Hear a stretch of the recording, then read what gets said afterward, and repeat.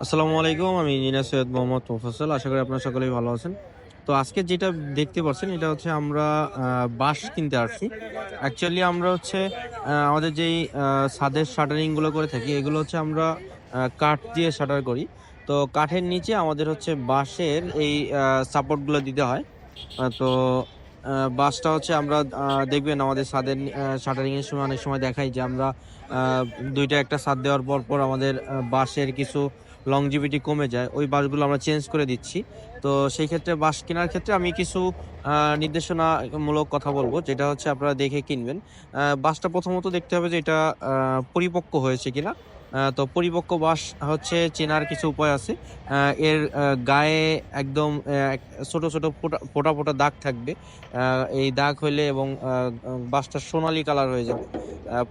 মানে কাঁচা অবস্থায় এটা সোনালী কালারের মতো হয়ে যাবে। এটা মোটামুটি একটু উম পরিপক্ক বাঁশ বলা যায় এবং এটার থিকনেসটা ভালো হবে। আ থিকনেস ভালো হলে এই বাঁশটা লোড নিতে পারবে অনেক বেশি। তো এটা দেখে এবং প্রত্যেকটা বাঁশ থেকে যত লম্বা বাঁশই হোক, প্রত্যেকটা বাঁশ থেকে আমরা ২ টা খুঁটি করার চেষ্টা করব। মানে ২ টার বেশি খুঁটি যেন না হয়। ২ টার বেশি খুঁটি হলে সেক্ষেত্রে আমাদের বাঁশের লোড বেশি নিতে পারবে না। আ তো এবং এই বাঁশগুলো থিকনেসটা দেখে নিতে হবে। তো বাঁশগুলো কেনার ক্ষেত্রে আমাদের বিল্ডিং এর ছাদের হাইটটা হিসাব করে তারপরে কিনতে হবে। তো এই বিষয়গুলো খেয়াল করে আমরা হচ্ছে আমাদের এই বাঁশগুলো ক্রয় করছি এবং আ এটা আমরা ছাদে আ শাটারিং এ আমরা ইউজ করব। তো আশা করি আমাদের যেই বাঁশগুলো হচ্ছে আ বাদ পড়বে ওই বাঁশগুলো বাদে আমরা নতুন এই বাঁশগুলো ব্যবহার করতে পারবো এবং এটা আমাদের ছাদ ঢালাইয়ের ক্ষেত্রে আরো বেশি আ মানে নিচ থেকে সাপোর্টটা আরো বেশি দিবে।